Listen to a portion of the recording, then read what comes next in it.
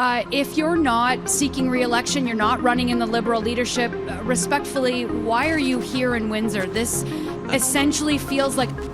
I would actually like to point out to Danielle Smith, but we're all part of Team Canada, because what happens to any part of us happens to all of us, and we is actually a comfort to many Canadians who know that I am not spending any time right now reflecting on my legacy. You were in charge. You were steering the ship. You were the leader that they were supposed to. Grounded TV.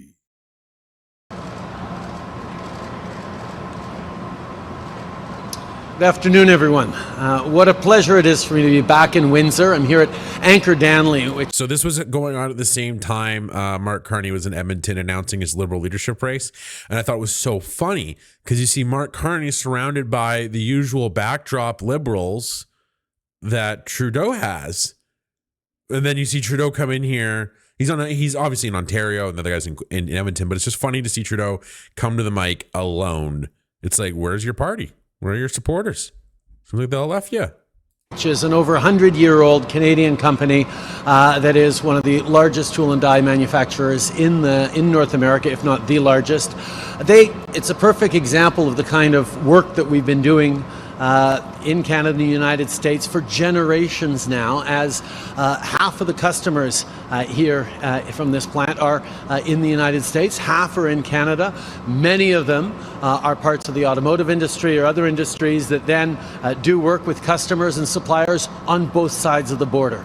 For generations, for decades, Canadians and Americans have been building things together, growing communities, growing prosperity, competing successfully with the world in ways that have made North America the most successful economic region in the world. The reality is the proposed tariffs by the incoming American administration will raise costs on American consumers, will put American jobs at risk. That's not something anyone wants, because our economies are so intertwined. We want to see American jobs created and prospering alongside the Canadian jobs and prosperity that we successfully create here. So we're going to continue to explain to Americans that bringing in tariffs on goods from Canada is basically raising prices on American consumers, is raising taxes on the backs of Americans. Nobody wants that. But if indeed the incoming administration moves forward with these unfair and unjust tariffs, Canada will respond. We will respond in measured ways, but in robust ways, demonstrating once again that Canadians know how to stand up for ourselves. We've seen over the past weeks Canadians pull together all across the country with a pride in our identity, with a pride in our economy, with a pride in country that usually only happens around Olympic hockey games. It has been wonderful to see how strongly Canadians are speaking up about being proud to be Canadian. And it's also been wonderful to see so many people pull together across the political spectrum. The premiers yesterday, business and leaders across the country with the Council on Canada-U.S. Relations, and ordinary Canadians, including workers at this plant, standing up to make sure that we move forward in the right directions. On est dans un moment massively shifting geopolitics. The reason, all the more reason for us to pull together as a North America, creating jobs, creating prosperity, and competing successfully with the world. That will continue to be my focus. That is what we're standing up and fighting for all together as part of Team Canada, and that's how we're going to continue to create prosperity on both sides of the border. Je vous remercie beaucoup d'être ici aujourd'hui. On va continuer Thank you for being here today. We'll continue working together to create prosperity on both sides of the border. Apparently Klaus did, Great Dominion. That's what I said. Klaus sucks at hiring. Thank you, Prime Minister. Sharif Hassan from the Canadian Press. It's being reported that both Chrystia Freeland and Mark Carney have said that they would remove consumer carbon price if they become the Liberal Party leader.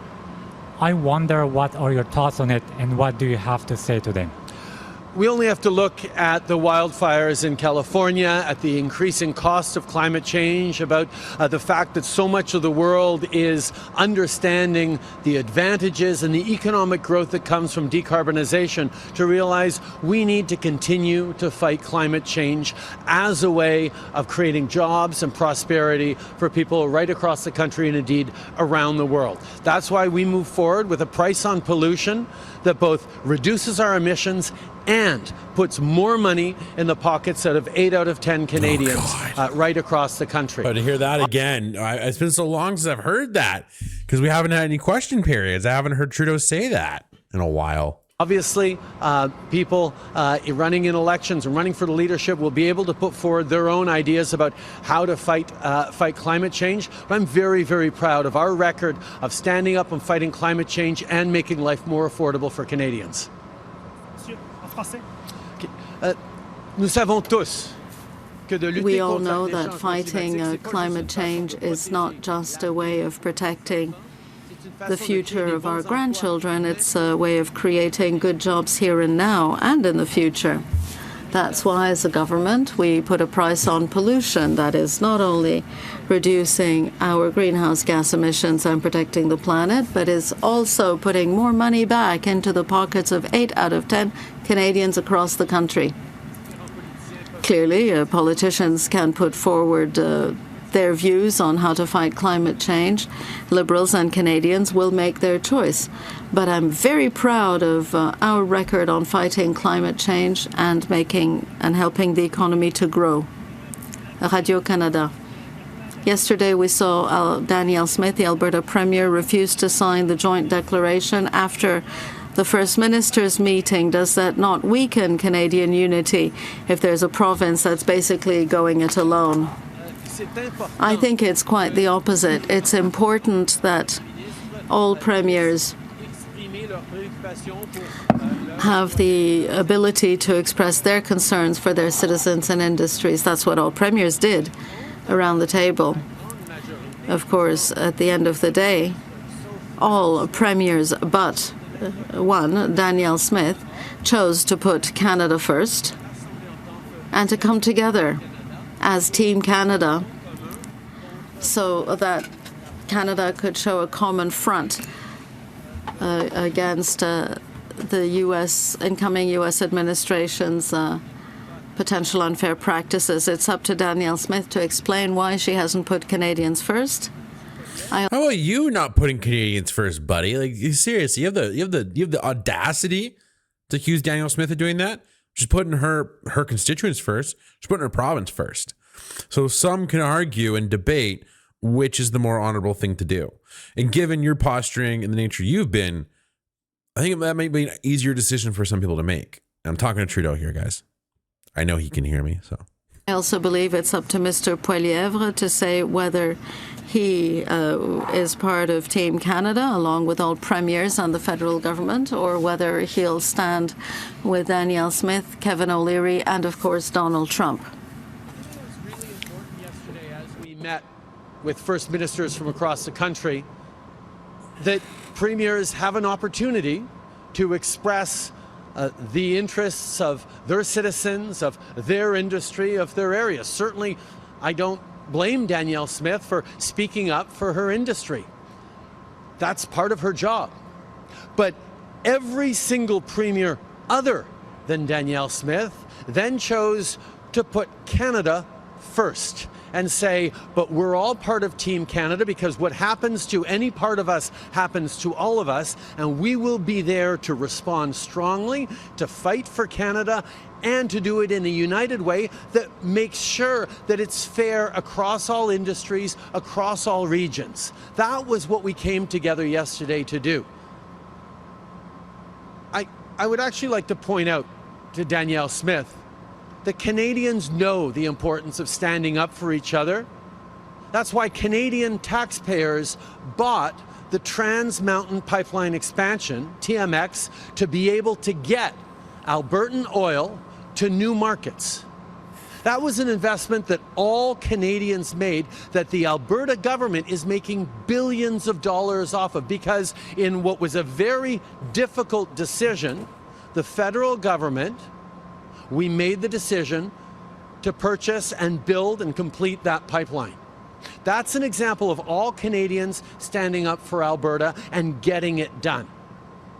So yes, premiers should be advocating for their own industries, their own country, their own communities, but they should also Their own country. their country first, as every single premier except Danielle Smith did. Now, I could point to any number of those premiers and point out lots of moments in which they have points of disagreement with me. From Doug Ford to Scott Moe to Tim Houston. We all saw Scott Moe disagree. That whole interaction was so funny at the table. Of like Scott Moe acknowledging him for a moment, and then walking it back quickly after Trudeau said what he said, and then Trudeau went back and said, "Oh, sorry for you. You know, I can't remember the exact quote, but he said, I don't want you to lose support by associating with me," along those lines in some way. So I can't remember the exact quote, but it was pretty funny. We actually made a short about it. If you guys want to check it out, it's on our channel. And to even David Eby and Wab Kinew and others. There's all sorts of disagreements we're going to have. But when push comes to shove, every single one of them are Canadians first. And yes, they're going to look out for their communities, but they also know that looking out for all of us is what everyone in their communities expect us to do. And on top of that, I think it's very clear that right now, Pierre Poilievre, who wants to be Prime Minister for all Canadians, has a choice to make. Either he stands up to fight for all Canadians alongside all premiers and the federal government that are doing that, or he chooses to stand with Danielle Smith, Kevin O'Leary, and ultimately Donald Trump. Michelle Molesky from CTV Windsor, thank you for taking our questions, Prime Minister. If you're not seeking re-election, you're not running in the Liberal leadership, respectfully, why are you here in Windsor? This essentially feels like...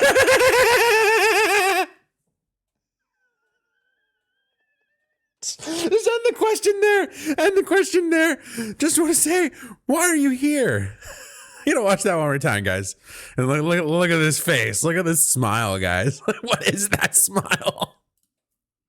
Prime Minister, if you're not seeking re-election, you're not running in the Liberal leadership, respectfully, why are you here in Windsor? This essentially feels like a campaign whistle-stop visit of our wonderful city. Why spend all this money on security and travel if you're not campaigning? The job of a Prime Minister is not first and foremost to campaign. The job of a Prime Minister is to fight for Canadians, fight for these workers who here in Windsor are more exposed to trade with the United States than anyone else. And being here to reassure members of unions, people on the shop floor here, that the federal government continues to be there for them and will fight for them in this incredibly crucial time where an incoming American administration is proposing tariffs that would damage not just people here in Windsor, but people right across the country and indeed in the United States. This is a time for a Prime Minister to show up and fight, and that is exactly what I'm doing. The fact that I have put aside the partisanship to a large degree right now so I can focus on fighting for Canada in the time remaining to me as Prime Minister is actually a comfort to many Canadians who know that the government that was able to steer us through the first challenges that Donald Trump put forward as we successfully renegotiated NAFTA, as we got him to lift off the unfair tariffs on steel and aluminum, will be there once again to pull together Team Canada and fight for Canada.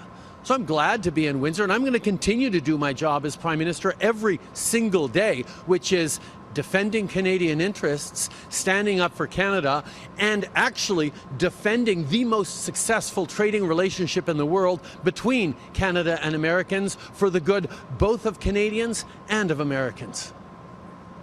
Whoa. Je suis ici à Windsor aujourd'hui parce que I'm here I think they finally broke him, guys. They finally broke him.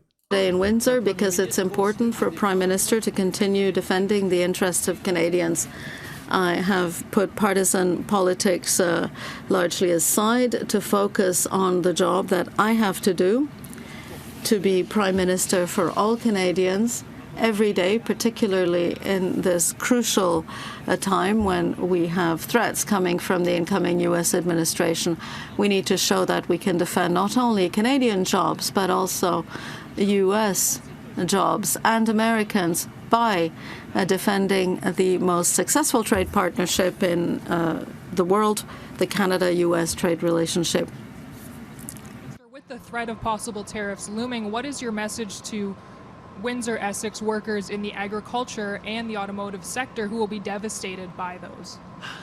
My message to workers here in Windsor, and I spoke with them today, and I spoke with a number of union leaders as well, is that we understand how integrated the economy here is in trade with the United States, and we understand how integrated the economy in the United States is with Canada. Anything that thickens the border or imposes penalties or tariffs between our two countries will hurt Americans as well as Canadians. And our first argument is that these tariffs should not move forward. The incoming administration expressed concerns around the border that they link to tariffs, so we got to work in, first of all, demonstrating that the Canadian-U.S. border is a source of strength for our country, that it is something that is not the source of challenges for the United States. Indeed, half of 1% of the fentanyl going into the United States come from Canada. Half of 1% of migrants into Canada, into the United States, come from Canada. Borders are not the issue, but still, we put in over $1 billion to upgrade and strengthen our border processes to prevent the flow of illegal goods and people in both directions, because that's something that the circumstances require. But we're not just fighting for good jobs here in Windsor, Essex. We're fighting for good jobs right across the country, because if these tariffs move forward, there is no corner of Canada or of the United States that won't be negatively impacted by Donald Trump's decision to raise prices on Americans. I think this is probably the most genuine word, like whether or not you agree with him, just hold on for a sec. I think that's the first time I've seen him talk like a person in years. I don't know about you guys, but it seems like he has finally, the walls of the ego have come down a little bit.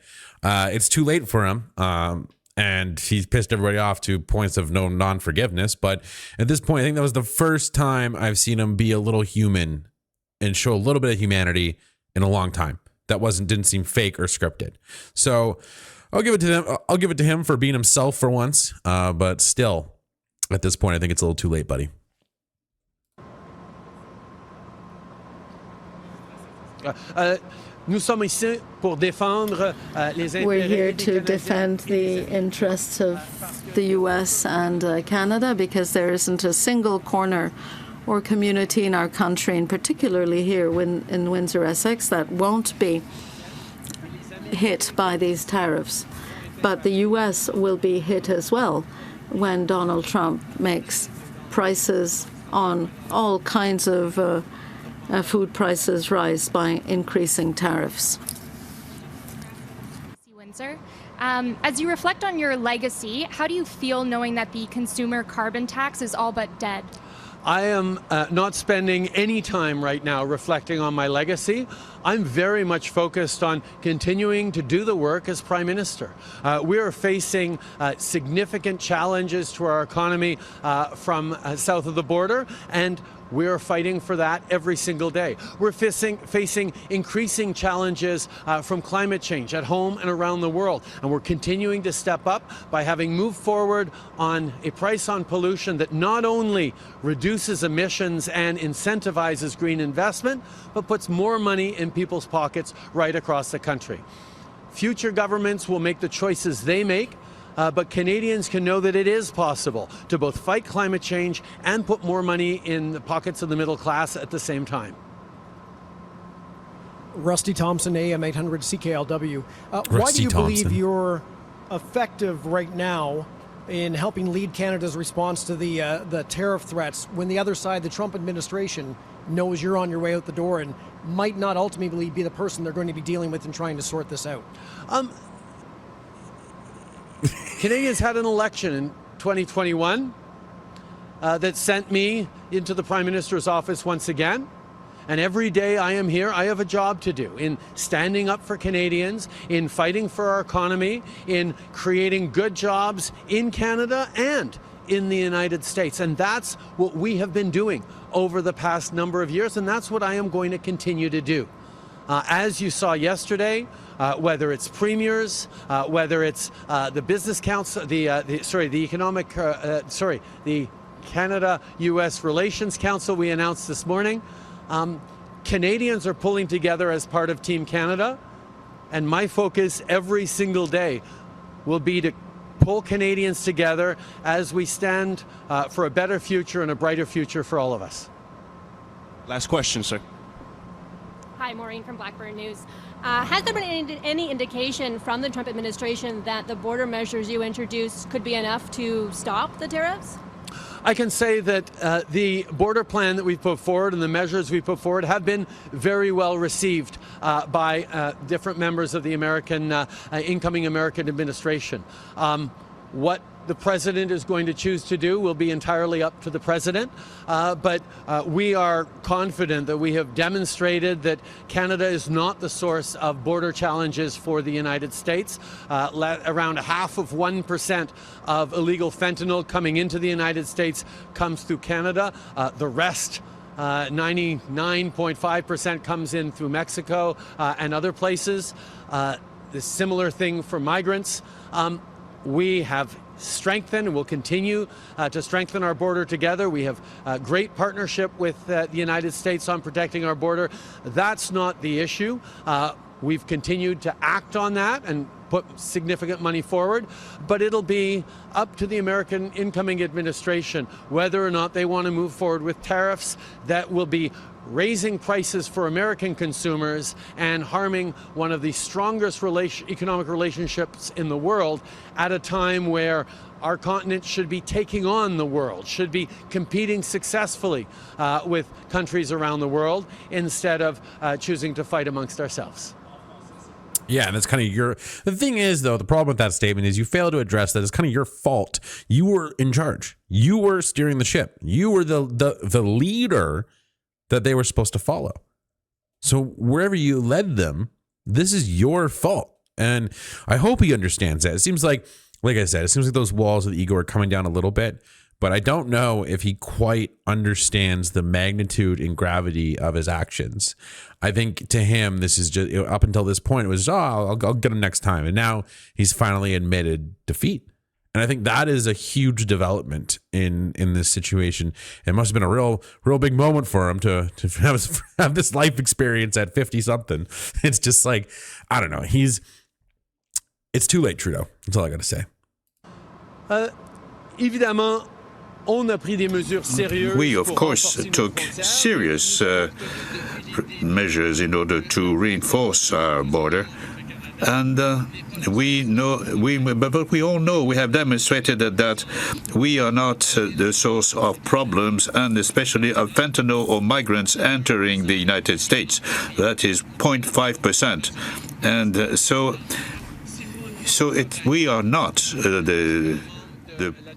the source of the problem which is taking place in the United States. And so the members of the upcoming U.S. administration are happy with the measures we took, but ultimately it is for President Trump to make the final decisions, and it is for them to decide if they want to hurt the U.S. consumers and the U.S. productivity, and at the same token hurting Canada. This concludes today's press conference.